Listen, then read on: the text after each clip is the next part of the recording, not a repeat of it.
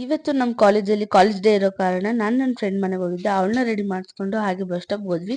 Bus ಸ್ಟಾಪಲ್ಲಿ ಒಂದು bus ಸಿಕ್ಕಿಲ್ಲ ಅಂತ ಸುಮ್ಮನೆ ಹಂಗೆ ವೇಟ್ ಮಾಡ್ತಿದ್ವಿ. ವೇಟ್ ಮಾಡಾದ್ಮೇಲೆ ಬಸ್ ಬಂತು. ಬಸ್ ಹತ್ಕೊಂಡು ನಾವು 3 ಜನ ಫ್ರೆಂಡ್ಸು ಕಾಲೇಜ್ ಕಡೆ ಹೊರಟ್ವಿ. ಕಾಲೇಜ್ ಇವತ್ತು ಫಂಕ್ಷನ್ ಇರೋದ್ರಿಂದ ನಮ್ಮ ಕಾಲೇಜಲ್ಲಿ ದೊಡ್ಡ ದೊಡ್ಡ MLAಗಳು ಗಣ್ಯ ವ್ಯಕ್ತಿಗಳು ಬಂದಿದ್ರು. ಅವ್ರನ್ನೆಲ್ಲ ನೋಡ್ಕೊಂಡು ಹಾಗೆ ನಮ್ಮ ಅಣ್ಣ ಬರ್ಡೇಗೆ ಅಂತ ಚಾಕ್ಲೇಟ್ ಕೊಟ್ಟಿಲ್ಲ ಅಂತ ರೇಗಿಸ್ತಿದ್ದೆ. ಅವ್ನು ನನಗೆ ಚಾಕ್ಲೇಟ್ ಕೊಟ್ಟ. ಸಾಕಮ್ಮ ನಿನ್ ಸವಾಸ ಅಂತ ಅವ್ನು ಚಾಕ್ಲೇಟ್ ಕೊಟ್ಟಿದ್ ನೋಡಿ ನನ್ ಖುಷಿ ಆಯ್ತು ಅಂತ ಊಟಕ್ಕೆ ಬಿಟ್ಟಿದ್ರು. ಊಟದಲ್ಲಿ ನೋಡಿದ್ರೆ ಎಷ್ಟು ದೊಡ್ಡ ಕ್ರೌಡ್ ಇತ್ತು. ಅದಾದ್ಮೇಲೆ ಊಟ ಎಲ್ಲರೂ ತಿಂದು ಹಾಗೆ ಡ್ಯಾನ್ಸ್ ಪ್ರೋಗ್ರಾಮ್ ಇತ್ತು. ಊಟ ಆದ್ಮೇಲೆ ಡ್ಯಾನ್ಸ್ ಪ್ರೋಗ್ರಾಮ್ ನೋಡ್ಬೇಕಾದ್ರೆ ನಮಗೂ ಒಂದ್ ಚೇರು ಕೂಡ ಸಿಕ್ಕಿಲ್ಲ. ಅಂದ್ರೂ ಕೆಳಗಡೆ ನಿಂತ್ಕೊಂಡು ನೋಡಿ ತುಂಬಾ ಎಂಜಾಯ್ ಮಾಡ್ತಿದ್ವಿ. ನಾನು ಎಂಜಾಯ್ ಮಾಡೋದಲ್ಲ, ಇಡೀ ಕಾಲೇಜ್ ಎಂಜಾಯ್ ಮಾಡ್ತಿತ್ತು.